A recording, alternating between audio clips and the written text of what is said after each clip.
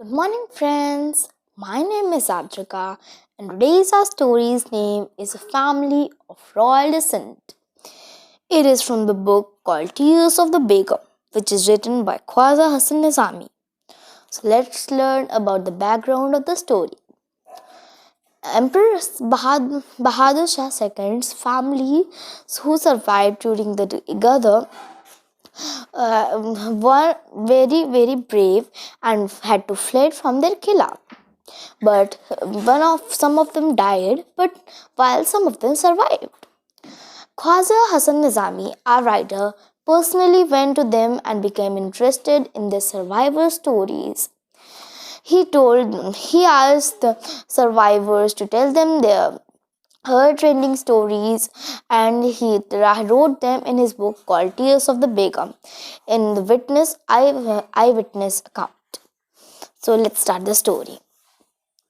Hazrat Mehboob Ilahi would exclaim whenever he saw a delicious plate of food, "How can I eat my fill when thousands of my brothers remain hungry in their houses?"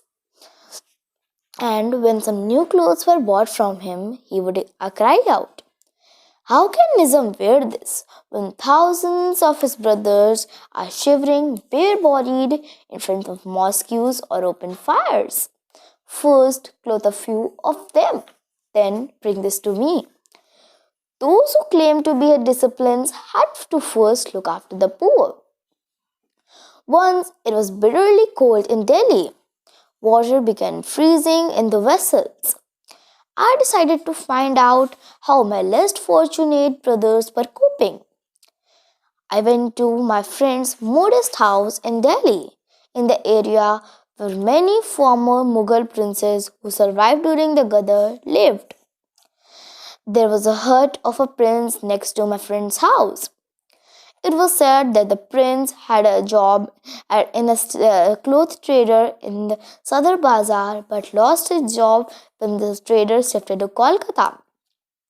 Due to his old age, he wasn't getting another job.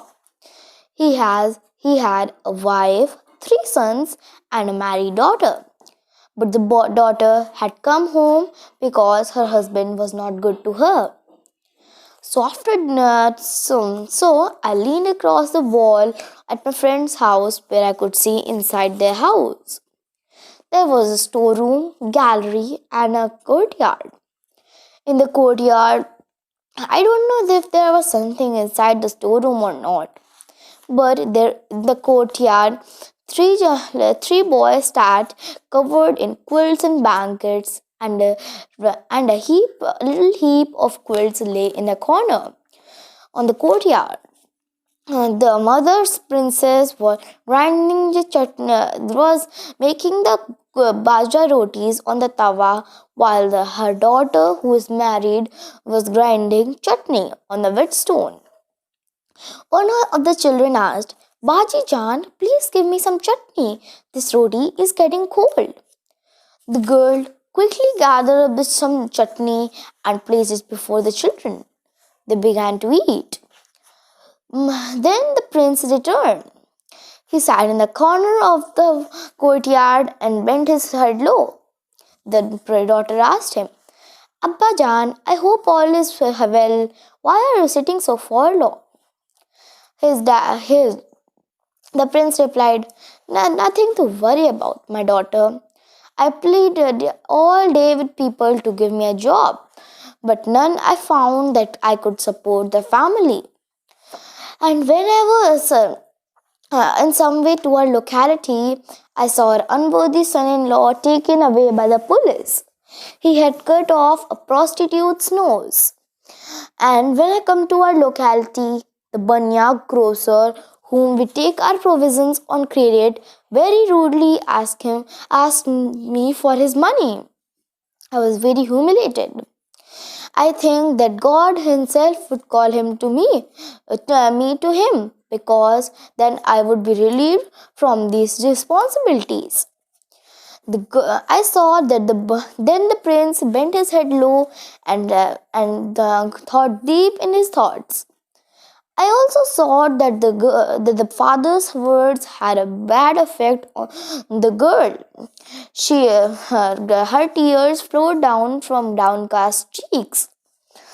Then, after eating, the family began to make preparations for sleeping.